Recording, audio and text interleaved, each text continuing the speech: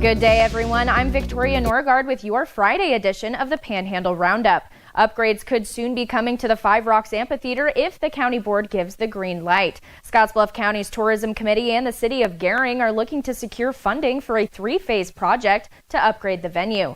Tourism Committee officials asked for the board's support to secure a $100,000 grant from the Lodging Capital Improvement Fund to help pay for half of the cost of Phase 1 to improve ADA accommodations. While the board supports the project, they're asking for more support from private sectors to help fund the project. And a Wyoming-based subcontractor has filed liens against the same general contractor for North Platte's District 177 redevelopment project. Plumbing Done Right of Cheyenne, Wyoming has active liens against New Generation Construction for work performed on a similar apartment development project in Alliance.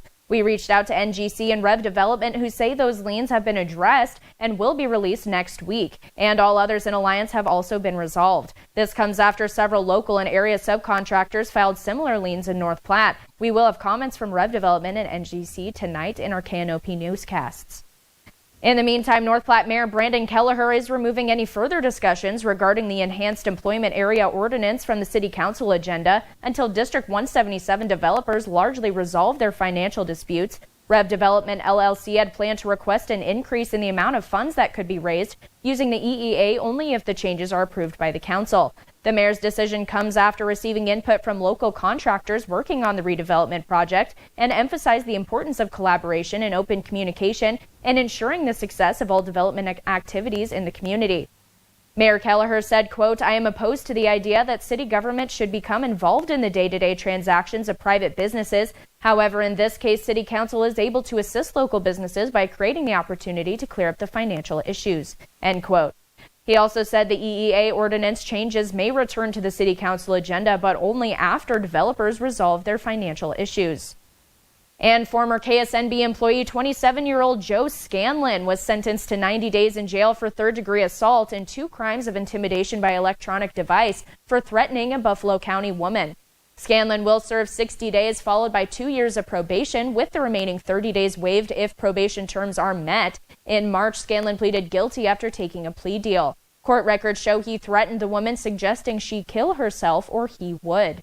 Now here's Panhandle weather with meteorologist Andre Brooks. Well, thank you so much, Victoria. And we are seeing those partly to mostly cloudy skies here across the Panhandle. And this is going to continue over the next few hours here. So the good news is it is remaining dry, and as we head into our current temperatures, our temperatures right now are mainly in the 50s, exception there in Alliance at 60 degrees, here in town at 55 degrees, and we have 54 in Chadron. Now, we do have a chance of seeing some strong storms during the day today, with highs climbing up into the 60s, and those strong storms will mainly be in the southern and central portion of the Panhandle, where we could see some damaging wind gusts and hail throughout the day, so make sure you're prepared for the weather to come. And that severe weather will continue into our Saturday as well, with a slight chance of severe weather. Now with sports with our very own John Clanton.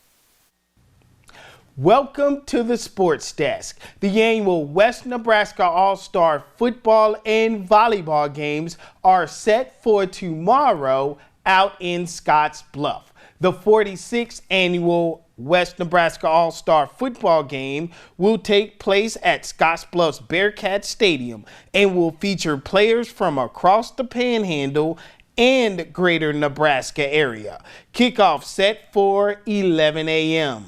Meanwhile, the 40th annual West Nebraska All-Star volleyball game set for 3 p.m. on Saturday at Western Nebraska Community College's Cougar Palace. Portion of the proceeds from both the football and volleyball games benefit local charities. And it's going to be a fun time for both those All-Star games, and congratulations to all the All-Stars and the coaches. That's all from the Sports Desk. Everyone have a great weekend and see ya. Thank you, John. And making national headlines, former President Donald Trump hosting his first press conference this morning. On Thursday, a jury found him guilty of 34 felony counts in the New York hush money case on Thursday. Here's some of what he had to say. If they can do this to me, they can do this to anyone. These are bad people These are, in many cases, I believe, sick people. It was a rigged trial. We wanted a venue change where we could have a fair trial. We didn't get it. We wanted a judge change. We wanted a judge that wasn't conflicted.